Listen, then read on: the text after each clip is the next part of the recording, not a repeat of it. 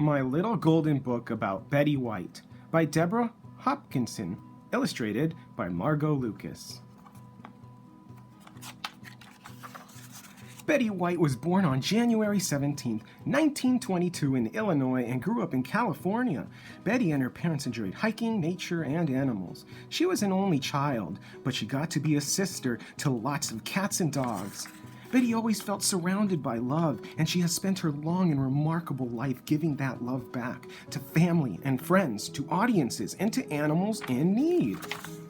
When she was young, Betty wanted to be a forest ranger or a zookeeper, but those careers weren't open to girls at the time. Luckily, Betty had other passions. She loved to write, sing, and perform in plays. Early on, she set her heart on being an actress. Betty graduated from high school in 1939. 2 years later, America entered World War II.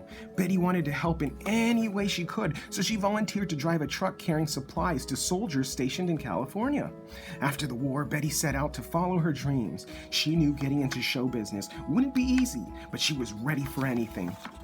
Betty was bright, talented, beautiful, and funny, but she had to work hard to find jobs. She acted in local theaters and got small roles in radio commercials. Betty wanted to be on television.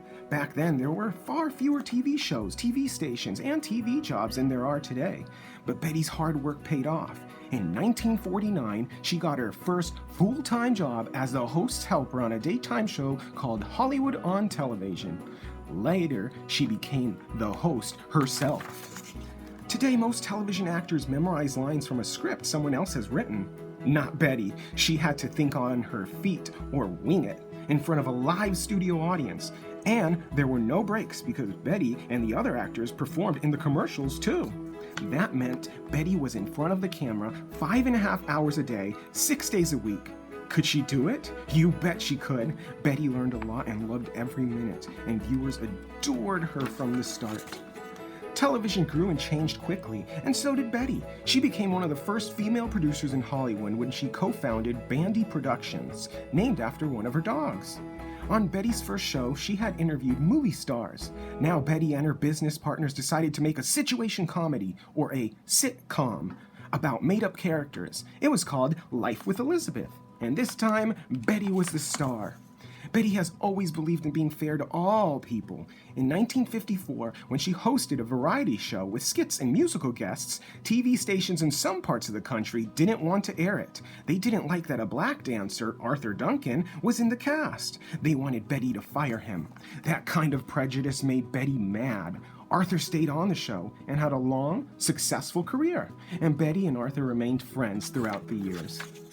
As a girl, Betty had enjoyed playing games with her mom and dad, and beginning in the 1950s, she became a popular guest on television game shows. Betty's quick wit charmed everyone, including one special man, Alan Ludden, the host of a show called Password. Alan and Betty fell in love. They married in 1963, and Betty became stepmom to his 3 children. Betty and Alan lived happily together until Alan died in 1981. Alan has always remained in Betty's heart. Life wasn't easy for her after his death, but staying busy helped her cope. Betty likes new challenges and taking on different roles. She studies, prepares, and works hard. The one reason there's one of the most successful stars in history.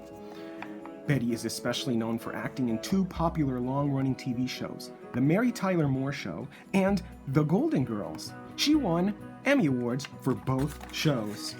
Betty has been honored many times. In 1995, she was inducted into the Television Academy Hall of Fame.